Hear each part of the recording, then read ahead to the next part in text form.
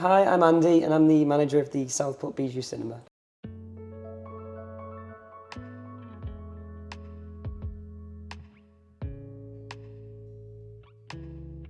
So the Bijou was the creation originally of a man called Michael Lockwood. It was his dream and kind of goal in life to own his. He was a huge fan of films and the kind of the history, the long history of cinemas themselves. Southport's a very historical place in terms of cinemas. There was once 20, 30 down the main road apparently. Took, probably about 10 years from him trying to buy the building to actually opening. But in 2016, 2017, I came on board when the building was, he'd bought the building, put the money in, done it up, refurbished it. It took years of permissions and, as it does. We'd set a date when I came on board.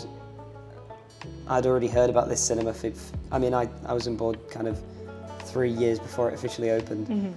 And I knew from friends and family, and I used to work in hospitality, so I always heard that people would talk about it and say, oh, there's meant to be a cinema, but it'll never happen kind of thing. Right. So when I came on board, I said to Michael, who was very good at getting his vision, through, but he was keen to kind of spread the word, and then, things were stopping him, hurdles. So I said, right, we're setting a date, and that's the date we're opening.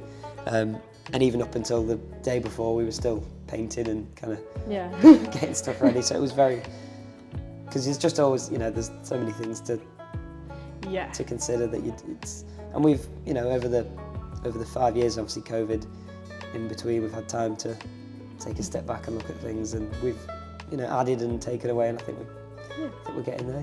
I think generally people were like excited for a bit more of the nostalgia kind of.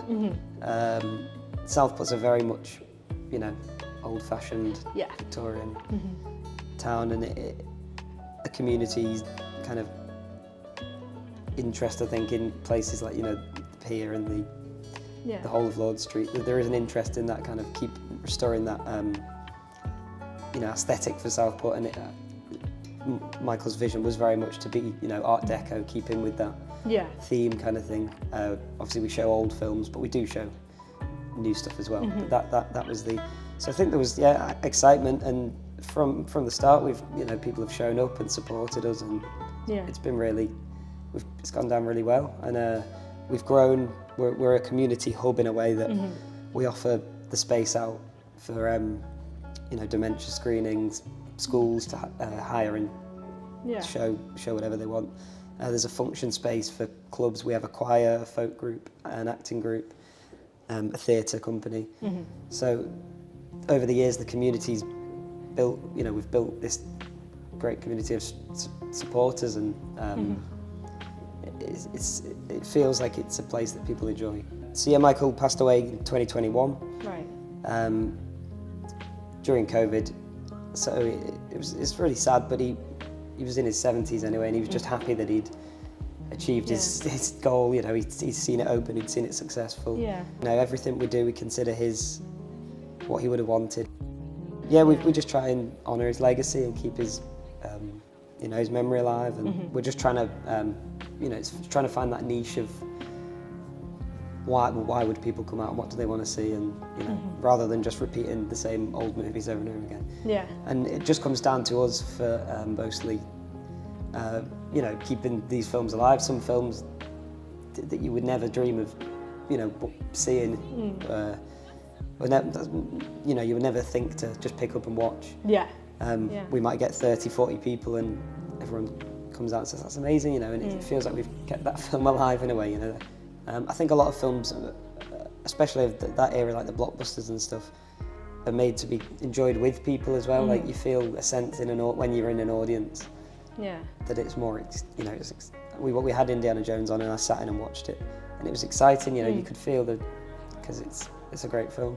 I understand the cinema experience isn't for everyone. It's distracting to some, but I personally enjoy that kind of communal enjoyment of. You get distracted at home, don't you? You pause, to make a drink or go to the toilet, or something. It's hard to.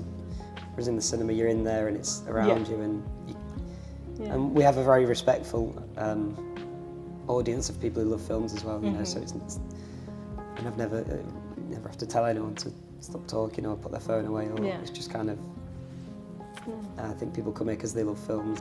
Whether it is anything other than luck, I don't know. We've just been lucky though to get the support, yeah, and it's been busier, like year on year. This year's busier than last, and that the year before, you know. So we've managed to build a great community, and it's just word of mouth really at this point. You know, people tell their friends and bring family, and I mean we're on all social medias and all the advertising we can do, but the best way for us is just people coming and bringing more people and enjoying themselves. Yeah.